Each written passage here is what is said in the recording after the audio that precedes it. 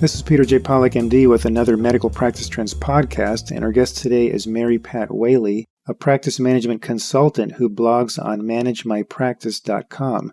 Welcome, Mary Pat. Thanks so much for having me. Our topic today is how the cloud can help your practice. So maybe for those physicians or practice administrators who don't know which cloud you're referring to, maybe you can get them up to speed on that. Absolutely. All the cloud really is an offsite storage area. And we call it the cloud because you never exactly know where it is, and the cloud is redundant. So it could potentially be that you're storing information primarily in California, but there's also some information stored in Minnesota, or it's redundant. Your information is backed up in Minnesota. So we kind of say the cloud because we acknowledge that data centers are ubiquitous, and we're not worried at this point. We just know that our information is safe.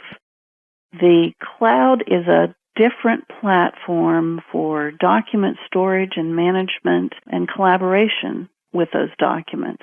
It's kind of the next iteration in the shared documents on your server in your office.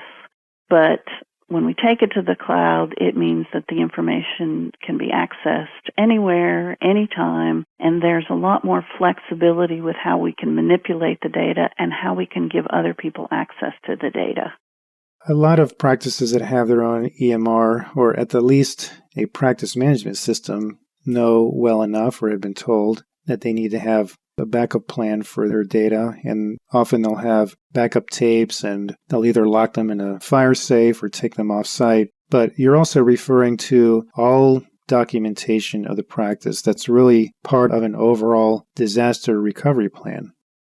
Absolutely.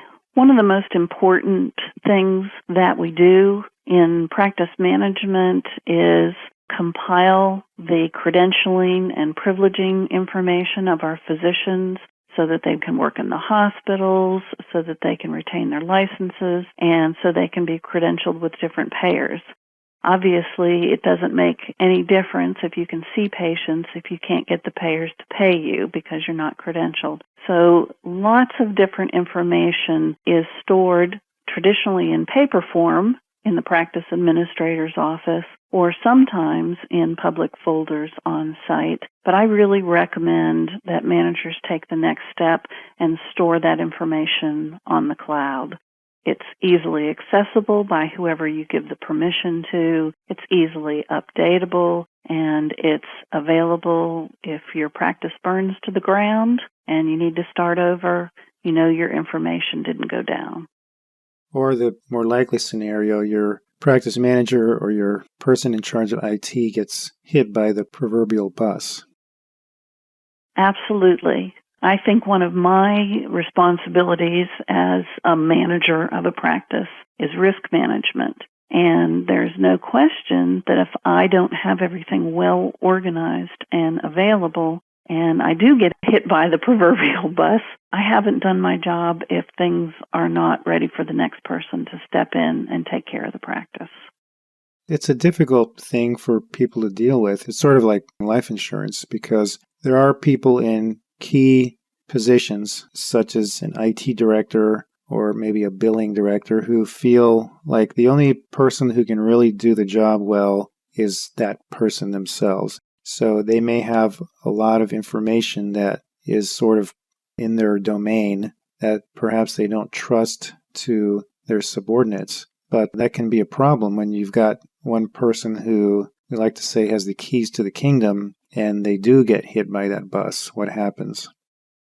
Yeah, you absolutely make your practice very vulnerable if you do not have everything well documented and you have those documents secure but available on an administrative level, on a top level.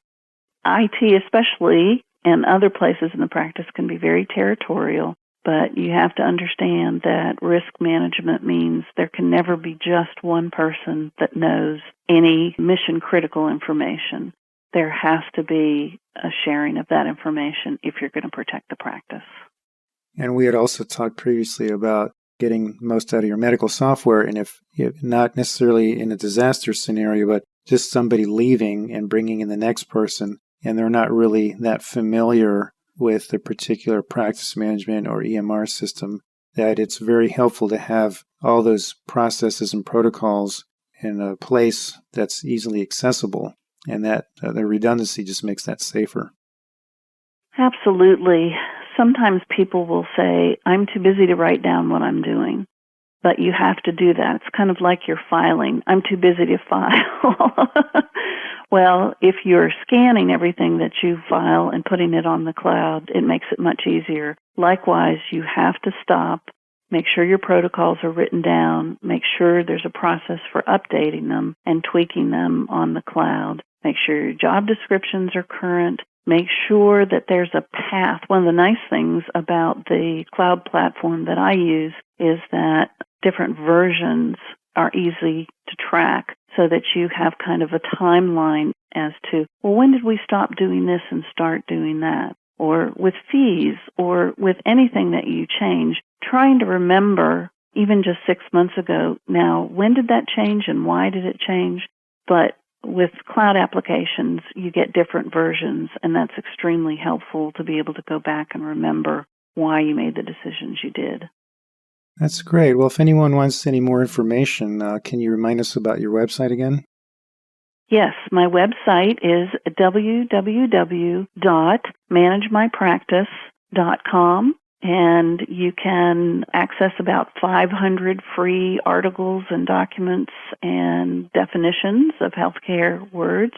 But you can also sign up to get, every time I publish a new post, to get that sent to your email.